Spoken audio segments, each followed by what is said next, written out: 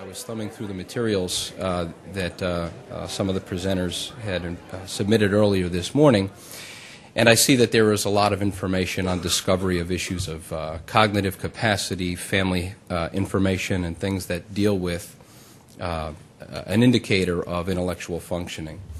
And in fact, that's where I want to start, because much of what we do in the area of special needs trusts, in the area of managing money for individuals who themselves have disabilities or who have families with limitations, really is focused around that challenge. And I think it has implications for attorneys who are working in the litigation side, because I think at some point liability for counsel is going to catch up with some of these risks that still, I think, are off of your radar screen.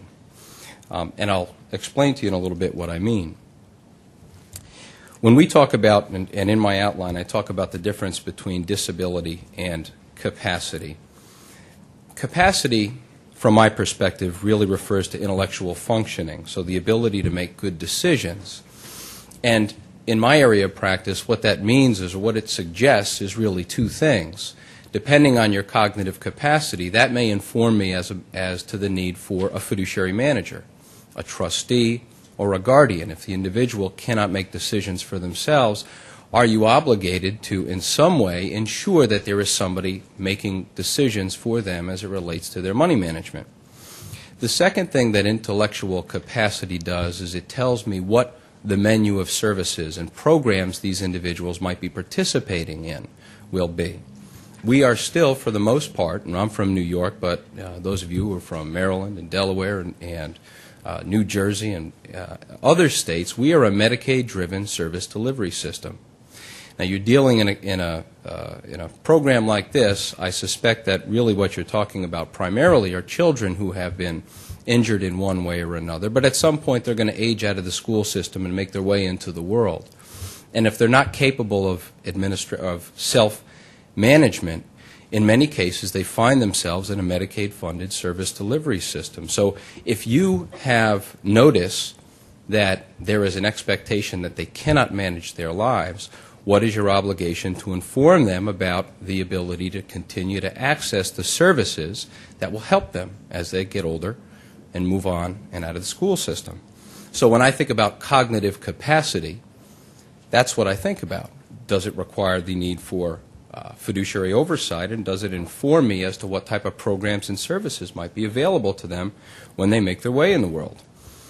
It's an extremely difficult thing to predict. I'm preaching to the choir here. But in an estate planning practice, for example, the classic case is the young family comes in, they've just had a young child, and while you guys litigate cases, those of you who are attorneys in the room, I suspect you've also done wills for friends. And the young family comes in, and they've just had their first baby, and they want you to do their wills.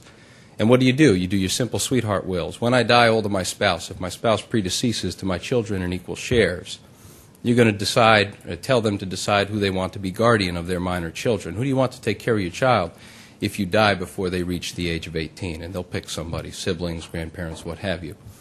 And then typically you'll ask them about the terms of a minor's trust.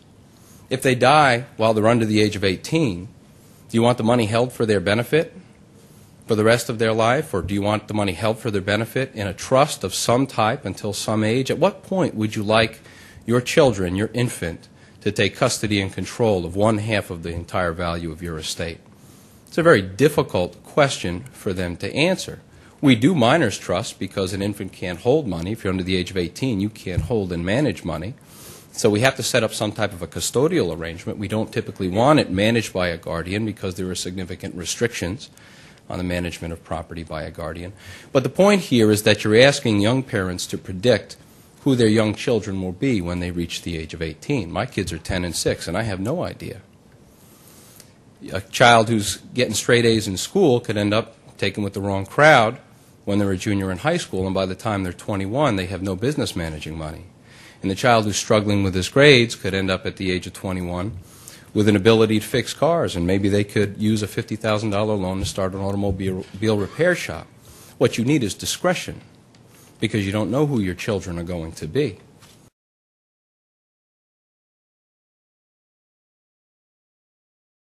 Then you're going to consider some type of a fiduciary arrangement. And if not, you should consider making sure that that arrangement will allow them to take advantage of the services that will support them when they age out of the school system. And that suggests to me the need to at least consider the use of a supplemental needs trust. And that is why we create these instruments in the context of litigation recoveries.